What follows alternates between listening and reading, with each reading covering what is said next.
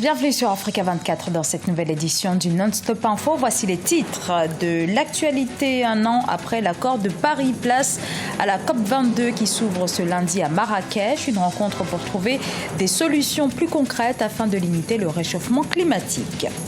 36% des quelques 1,1 milliard d'Africains appartiennent à la classe moyenne. Ce chiffre devrait atteindre 42% d'ici 46 ans selon la Banque africaine de développement.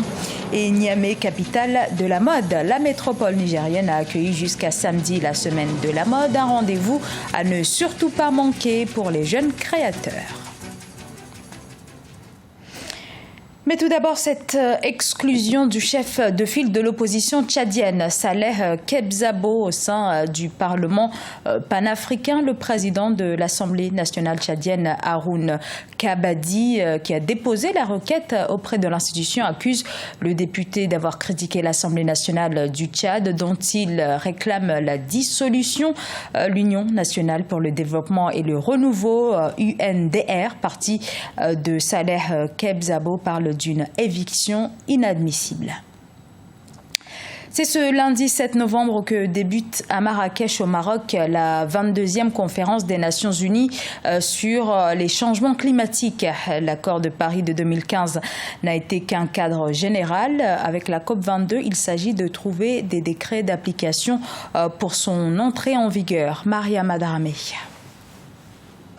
Après Paris, c'est au tour de Marrakech. Le Maroc a déployé de grands moyens pour la 22e conférence internationale sur le climat. Ouvert ce lundi 7 novembre à Marrakech, le village éphémère de Bab Irli s'apprête à accueillir les 20 000 participants attendus à ce rendez-vous. Un sommet planétaire qui doit permettre d'avancer pour limiter le réchauffement climatique. Les enjeux de la COP22 sont considérables. D'abord, en termes d'image pour le Maroc, un tel meeting, une telle rencontre, la mobilisation actuelle montre que le Maroc va marquer ce passage dans ce pays à travers une série d'initiatives. Le Maroc a ameuté ses diplomates, tous ses moyens pour pouvoir inscrire en fait un rythme et une logique à cet événement et lui donner aussi une traduction en termes de retombées diplomatiques et politiques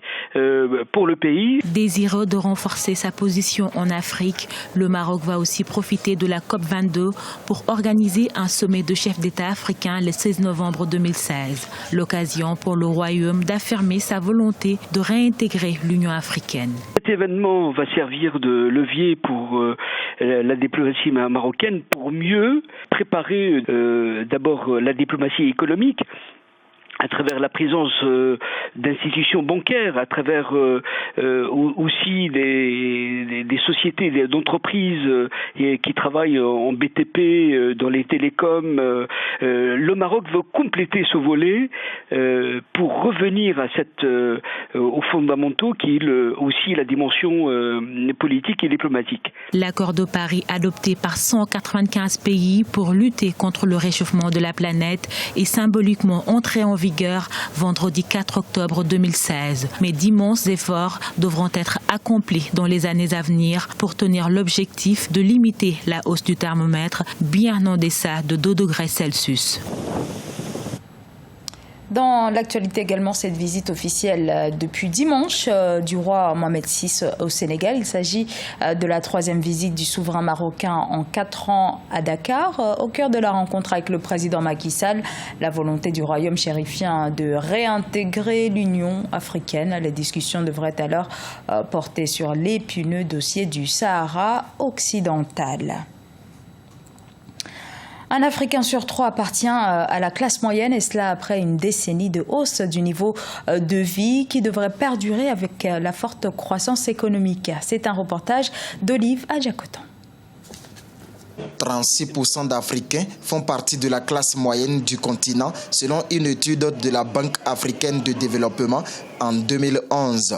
Plusieurs autres recherches contestent néanmoins ce chiffre et estiment le taux à 13%. Pour la BAD, toute personne ayant entre 2 et 20 $ de revenus journaliers est un Africain moyen.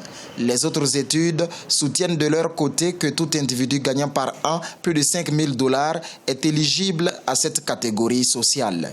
Les deux écoles ont des raisons et ils se justifient parce qu'ils donnent le marge qui s'explique. Ce qu'il faut aussi dire, c'est que dépendamment de quelle société on étudie, chaque école peut avoir sa raison. La catégorisation de la classe moyenne africaine est une caractéristique de toutes ces études.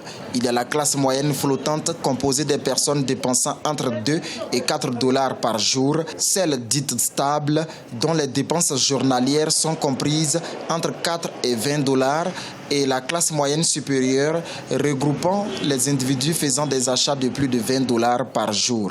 De plus en plus, on se retrouve dans les tendances de 30% de pauvres. Donc, ça veut dire que la classe moyenne est en train effectivement de se développer. Selon certains experts, on retrouve 70% d'Africains appartenant à la classe moyenne dans le nord du continent, 36% dans la partie centrale, 34% en Afrique de l'Ouest et australe, enfin 25% au niveau de l'Afrique de l'Est.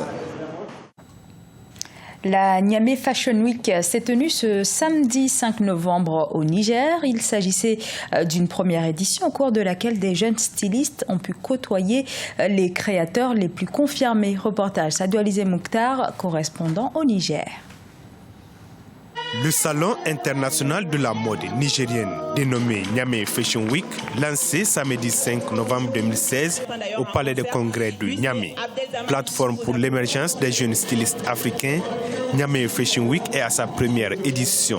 Elle est une occasion pour les jeunes créateurs africains de montrer au monde leur savoir-faire. Je vise à promouvoir les jeunes stylistes créateurs nigériens et afin qu'on puisse aussi promouvoir nos créations à l'international, qu'on puisse aussi connaître la valeur aussi de nos créations et qu'on puisse pourquoi pas aussi pouvoir exporter comme les grandes marques aussi comme telles que Zara ou bien Louis Vuitton, pourquoi pas. Le salon vise à mettre en valeur la richesse de la mode nigérienne et africaine à travers des défilés et des échanges professionnels. Designers de principalement l'Afrique francophone ont été témoins de la naissance de la Fashion Week Niamey. Collection Mon Rêve, voilà, mon rêve parce que je pense qu'en Afrique, on a beaucoup de rêves à réaliser. Voilà, donc j'ai baptisé cette collection Mon Rêve pour dire qu'on a beaucoup à apprendre, on a beaucoup à apporter à l'Afrique. Voilà, donc c'est un savant mélange de tissus coton, voilà, des tuniques, des tenues classiques, vraiment pour aller au bureau et tout ça là. J'ai sorti une collection spécialement arc-en-ciel qui s'exprime à travers les différentes couleurs, pour permettre à la femme de s'exprimer. Quand on parle de la mode, on parle de la création vestimentaire, on parle de la valorisation de la mode africaine, urbaine et le métissage entre l'Afrique et l'Europe. Cette première édition a réuni une dizaine de stylistes de prêt-à-porter, de luxe et de haute couture. Venus du Bénin, du Cameroun, de la Côte d'Ivoire et du Togo, les jeunes créateurs ont présenté leur collection sous les signes du métissage et de la haute couture. Ce journal a été réalisé par l'ensemble de la rédaction. Nous vous remercions pour votre fidélité. Dans un instant, une nouvelle édition de l'actualité sur Africa 24.